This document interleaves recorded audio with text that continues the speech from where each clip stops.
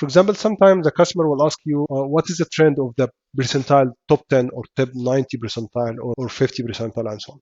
So what it means by this, first, let's try to create a normal trend. For example, using this chart thing. So I have the line chart. I was just clicking the line chart. I will take it here. So in this line chart now, I will just add the date as well from my data. So I just set the date. I will just drag and drop it into y-axis. And again, I will just move it to date only. I don't want anything else.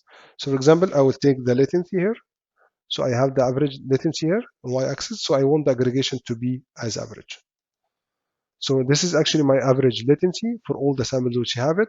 So if I check, for example, take another one here as a secondary axis and make it, for example, as count. So now, for example, the count one means that for every, we have 200,049 sample at this particular day, the average of all of them is 35.9. So out of these 350 samples, we need to check what was the top 10 percentile, 90 percentile, or 10 percentile, or 20 percentile, and so on. This is actually using a quick direct formula, which is part of the DAX, which we have it. I will just show you the formula now, and we can just explain about the DAX more. But DAX is simply like creating some formulas which helping you in your calculation.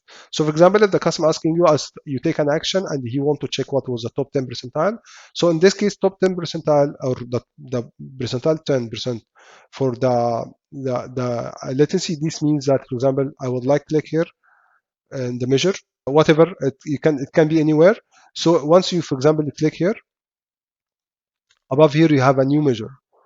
You can get it from the table tools. Once you click on the chart, if you want back, for example, to the home page, if you click here again, and if you click in any of the tables, whatever you want to create. So for example, once you click in the table, it will give you this kind of table tools. So you can just add this measure under any of those data sets. So I will add this new measure here.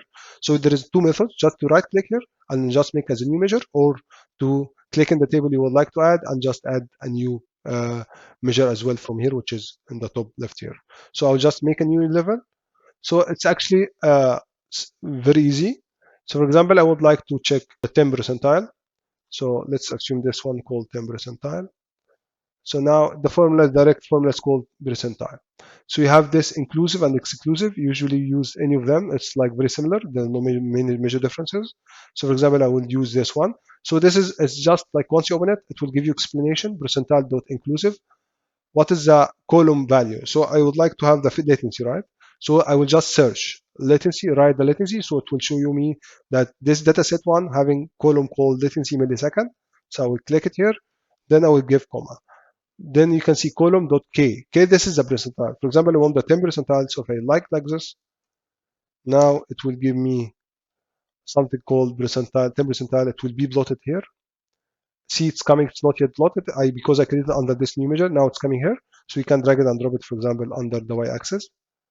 So now this is my 10 percentile. If I remove this one, for example, the overall average, this would be my 10 percentile. So let's now assume that you want to check the 90 percentile or the 50 percentile. So we are expecting the 90 percentile will be very close to the average value, right?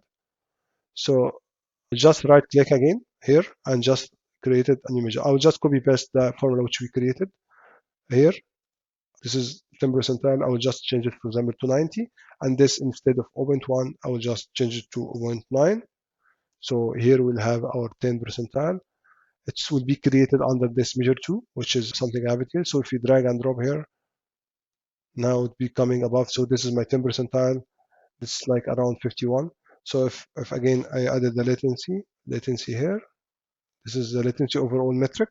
I'll take the average value.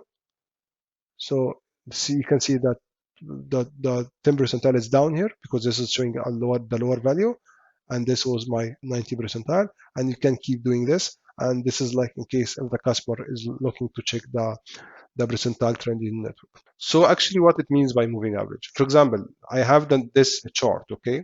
This chart having two lines. The first line called average of downlink speed. I have this normal average, daily average. So for example, I can see a lot of fluctuation up and down. So I just need to give something more, I would say more stable. So I need, for example, to calculate this point considering the average of this day and the 3 days. So it will take like 3 days average from starting from 9 May, for example, till 5 of May. So it will give me the average of the past from this day till the past 3 days to make it more stable. So how to calculate the moving average? This is now, it came into the figure. Now another formula was called AVERAGEX. So let me show you. So now let's create this from the beginning. I just need a line chart, for example. I will have this line chart. I again will add the date. Drag and drop it here. I'll just keep it date, and I will take this downing speed just to have a similar figure. So now I will take the aggregation as average. Okay.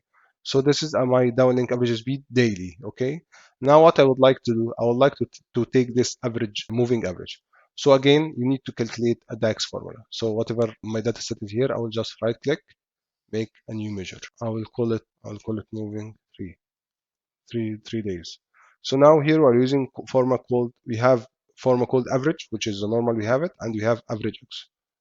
So I will use AVERAGEX because AVERAGEX, what it do, it asks you to give him the condition, and based on this condition, the expression you would like to change. For example, I want to take this, my expression is the average downlink speed, but I need to calculate it for average with a particular condition, or a particular, for example, I mentioned that I need the average of this day till the past 3 days. So for example, there is another function, this is the table. I will tell him, please check my data table.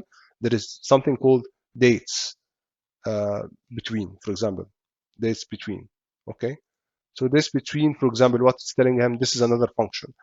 This asking me about the date column and what is the start date you would like to take to calculate the average, and what is the end date, for example. So I'm telling him the dates is my dates column in dataset 1. It's called datasets date, this one, right? So I can dataset example 1, my dates is equal datasets, which is in my dataset, it's datasets date, this one. This is a date column, it's existing here, this one on the right. So now I have done with this. Now I'm telling him my start date will be the maximum date, right? Maximum date, which is, for example, if I'm staying on 9 of May, this will be my maximum date. Instead of 8 of May, this will be my maximum date. So I will again give this data set, or the date column, which is called dataset date, okay? Minus whatever average you need. For example, minus 3. So this is, I'm calculating this, my start date will be the this date minus 3, so the past 3 days. Then, and the start date will be maximum date. Maximum date will be the point which I'm in my chart, for example, I'm showing in my chart. So I need this one for the same one you're using. Now I'm done with this first part here. So now if you click comma, you need first to close this one. Now if you click comma, now it will ask you this is the second part of the AVERAGEX formula, to ask you for the expression. My expression is calculate. I need to calculate the average, right, downlink speed. This is what I would like to calculate. I need to calculate average downlink speed. So now if I make like this, now this would be my moving average. So now if I drag and drop this one here, now it's coming, see, exactly the same. And the main idea now, if I make this one, for example, 0, so it should be exactly the same value. It would be matching with this one because my maximum date would be like this. See, now it's exactly the same. So whenever you change this value, it will just give you the moving average. Let me now quickly show it in the table format just to make it more clear for you. I'll just put this one here in case if you still not very clear. So I will just again add my data set here. So this is here, my data, date, column. Then I will take the downlink speed average and values. I will take the average. And now here I will take the moving average 3. Okay. So what this one simply do again, if I'm telling him this is like my moving average formula is based on 4 days or 3 days or 1 day or 2 days or whatever. So I'm telling him the maximum date whenever, so at this particular point, this was a maximum date. So it's 9 of May. I'm telling him minus 4. So it will go back. This will be my start date. So it will go back from, for example, from 9 till 5 of May. So this will be the start point. And the end point is maximum date was this one. So it will take the average of all of this to give you this particular value. And the same forever you go. So example, the first point here, we don't have any previous. So it will be exactly the same point. And for this one, we have only 1 day, right? So it will just calculate the average of these 2 points and so on. This is the main idea of this one.